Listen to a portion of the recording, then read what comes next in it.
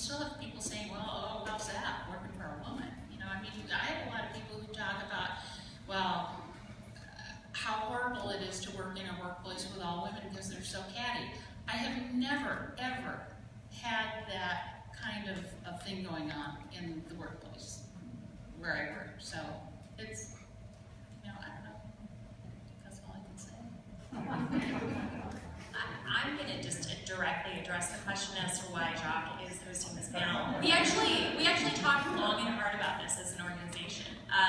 We discussed what we wanted this conversation to be, and the future of success is not this Amazonian world of women without men, nor this football field of men without women, but instead a conversation where we are in fact all working together. So we did discuss whether or not I would host it or Jacques would host it, and we went back and forth, and I made him lean in again. We had plenty of debates, and we made a decision because it's really important for everyone here that we have to work together. We have to collaborate together. So that was our decision at Mentorship Works, was that this is a conversation, not a lecture. Well, I think it goes back to some of Teresa's comments, and I'm sure we'll get questions.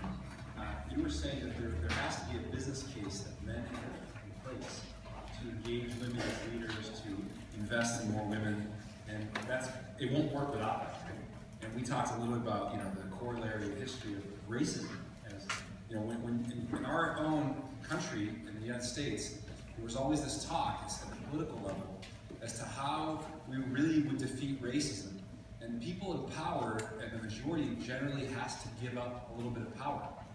That's the only way it works. It's very difficult for the minority and to create an establishment after the fact to take over from the majority.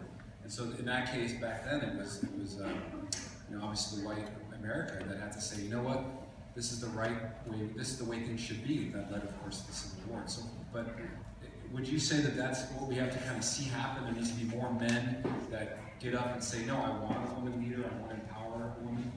Absolutely. And actually the point that you make about racism is still an ongoing challenge for us in our nation, for sure. But these issues, I mean, not to turn this into a civics lesson, but with all due respect, democracy depends on, I mean, it really does. You know, there's a wonderful essayist, Asta Brown. She said, we're working in this, long-term experiment called democracy. We're just getting started with this concept. And one of the hallmarks of democracy is equality.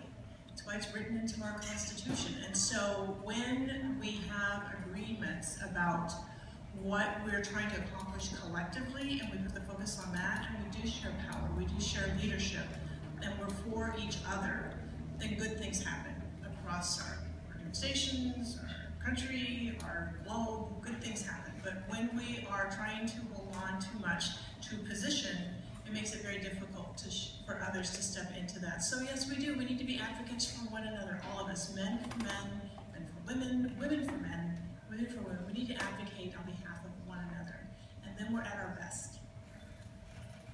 And the irony, I mean, as far as mentorship works, Summers is our leader, and it's because of her she's really breathed in this new life, and I think it has everything to do with you being a woman.